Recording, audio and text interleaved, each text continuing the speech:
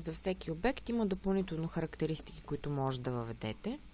Това става от формата на обекта в нов прозорец или от менюто обект, характеристики на обекта, или от бутона характеристики и настройка на обекта.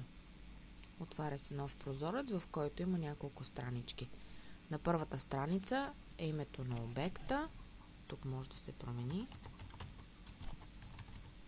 Да се въведат група и статус, по които по-късно да се търси обекта в списъка с всички обекти. Отговорник планиране, изпълнител. С тези бутончета може да се добавят в списъка с хората нови. Не се показва в сумарните справки.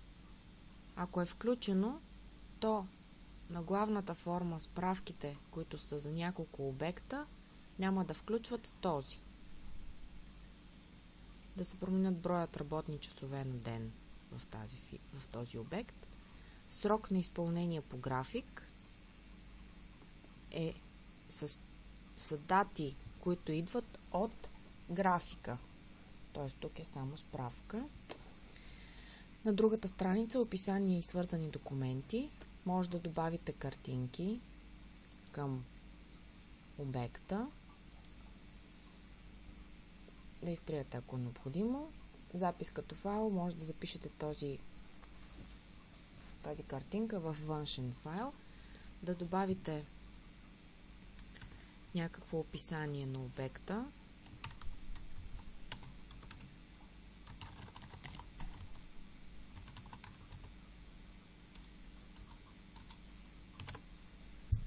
Да прикрепите файлове.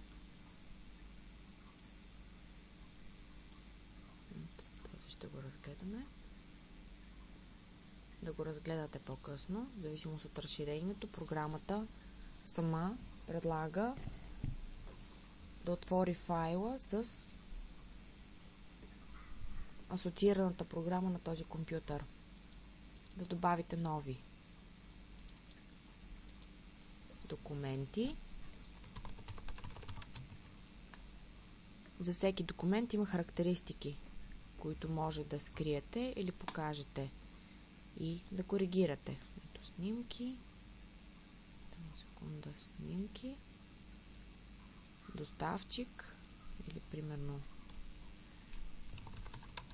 група обект. Статус одобрен. Настройки на изчислението на стойността на обекта. В момента има въведена активна схема 3% зимно. Схемата, начисленията по схема се виждат в страница PSD отдолу. Мога да изключа схемата. Тогава тя вече не участва в PSD. А с левия бутон да избера съществуваща или да добавя нова. Примерно непредвидено СМР. Приемам активната схема. Схемите ще бъдат в отделен видеоурок допълнително обяснени. Закръгляване на цената на операциите до стотинка е отметка, която е важна. С нея променяте закръгляването в колона стойност и в целия обект, в страница PSD и в справките. Настройка на визуализацията на обекта. Ако в някой обект сте си направили конкретно настройки на справките на таблиците, то може да ги вземете тези настройки от другият обект и да ги запишете тук. Избирате обекта, взима настройките, готово. Приема.